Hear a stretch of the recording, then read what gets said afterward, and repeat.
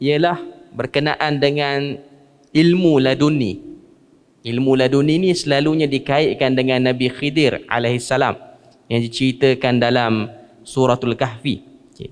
Jadi soalannya ialah bagaimanakah dakwaan golongan yang mengatakan bahawasanya pada zaman sekarang ni masih lagi ada orang yang boleh dapat ataupun akses ilmu laduni. Kalau dia tak dapat akses pun dia boleh akses dengan Nabi Khidir alaihissalam. Bahkan kalau kita tengok ada kenyataan daripada negara jiran kita ni, ada satu orang penceramah dia sebut lambang kumpulan kita ni diilhamkan daripada mimpi Nabi Khidir alaihissalam. Jadi sejauh mana kenyataan itu, adakah ianya termasuk daripada benda furuk akidah ataupun benda yang boleh mencederakan akidah orang awam ataupun orang Islam sekiranya perkara ni tidak dijelaskan dengan baik? Dipersilakan kepada sahibus samahah, Datuk. Bismillahirrahmanirrahim. Pertama ialah tentang ilmu laduni. Ilmu laduni ialah perkataan yang diambil daripada yang tadilah yang Ustaz Qarni sebut. Ketika Nabi Musa alaihi salam apabila dia mencari orang untuk mencari Nabi Khidir yang Allah Subhanahu wa taala ceritakan di dalam surah apa? Suratul Kahf, dalam surah Al-Kahf. Dan kemudian dia jumpa fawajada 'abdan min ibadina atainahu rahmatan wa minna wa 'allamna atainahu rahmatan wa 'allamnahu min ladunna ilma. Fawajada 'abdan min ibadina, kemudian dia berjumpa dengan 'abdan min ibadina. Nabi fawajada, mereka berdua jumpa 'abdan min ibadina, hamba di kalangan hamba kami. Atainahu rahmatan, yang kami berikan kepadanya rahmat. Wa 'allamnahu min ladunna ilma, dan kami ajar kepadanya dari sisi kami, min ladunna ilma, dari sisi kami ilmu.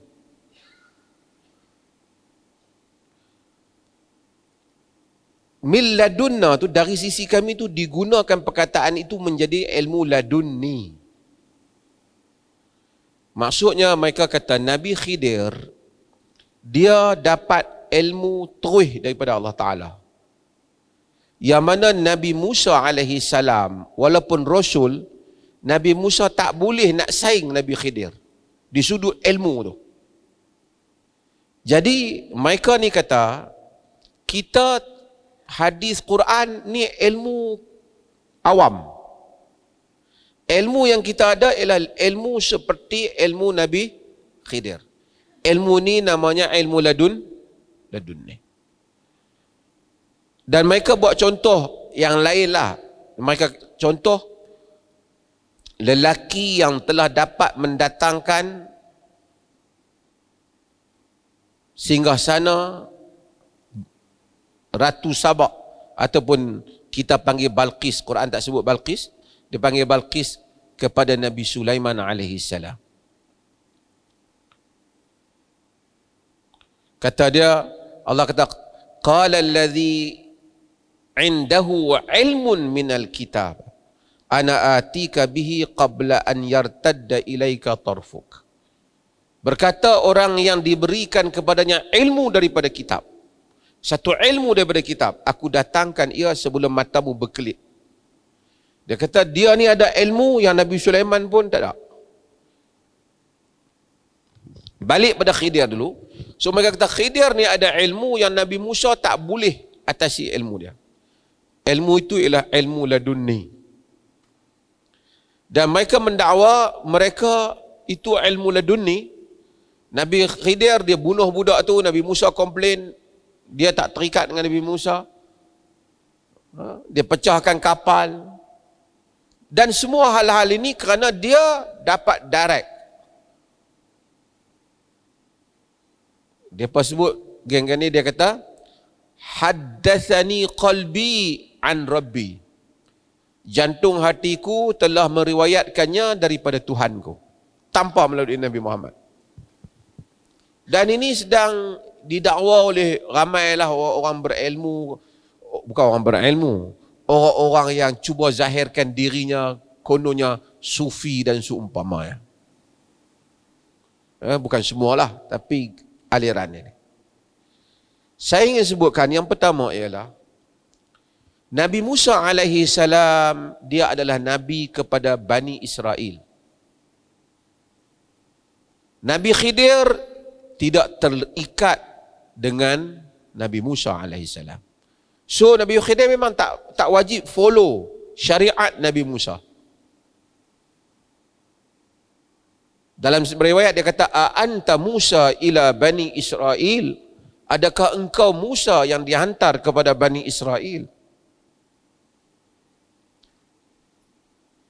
Kata Nabi kita Muhammad sallallahu alaihi wasallam, wa kana an-nabi yub'atsu ila qaumihi khassah wa bu'istu ila an-nasi 'ammah. Dulu Nabi dihantar untuk kaum dia saja, sedangkan aku dihantar untuk semua manusia.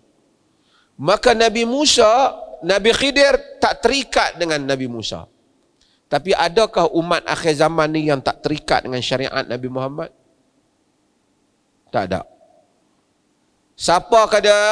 Di manakah dia? Besar ilmu manakah dia terikat dengan syariat Nabi Muhammad sallallahu alaihi wasallam? Baginda diutuskan untuk sekalian manusia dan jin. Dan syariat baginda dipakai oleh semua. Sesiapa yang engkar kepada syariat Nabi, menyatakan dia tak memerlukan syariat Nabi, dia boleh dapat terus daripada Tuhan, menjadi kafir. Kerana dia menafikan Quran. Kerana dia menafikan Quran. Quran tak Nabi untuk semua. Wa ma arsalnaka illa rahmatan lil alamin. Sebab itu di dalam Al-Aqidatut Tahawiyah dia sebut bahawasanya, Abil Izz Al-Hanafi menyebut bahawasanya orang yang istidlal menggunakan kisah Musa dan Khidir untuk keluar daripada syariat Nabi Muhammad menjadi kafir. Wajib mengucap balik. Kerana dia rasa dia tak perlu lagi. Zikir-zikir Nabi ni bukan, that is not my standard. My level is higher than that. Aku lebih tinggi daripada tu. Bahaya ni. Cerita zikir dia, tapi akidah di sebalik itu bahaya. Nabi punya kita tak pakai. Kita ada lain. Yang ni amalan kulit dia tak. Dia pada isi. Bahkan Al-Imamul Qurtubi rahimahullah dan Tafsirul Qurtubi, ketika dia menafsirkan cerita Nabi Musa dan Khidir ini,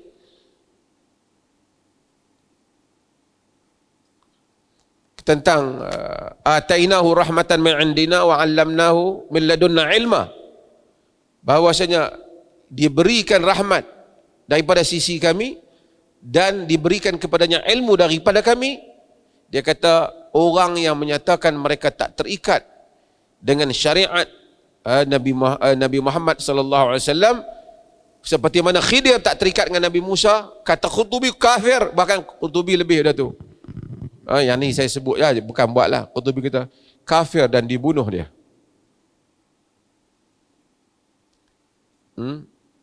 Kena murtad maksudnya. Tapi tak apalah, dia sebut dalam kitab dia lah, Imam Qurtubi Andalusi. Jadi ini adalah merupakan perkara yang kita kena hati-hati, dakwaan-dakwaan seperti ini. Mungkin tak Allah bagi ilham yang baik? Mungkin. Mungkin tak Allah ajar ilmu pada satu orang? Mungkin. Tapi tak mungkin mengajar satu syariat baru yang mana menyanggahi apa yang telah diturunkan kepada Rasulnya Muhammad sallallahu alaihi wasallam.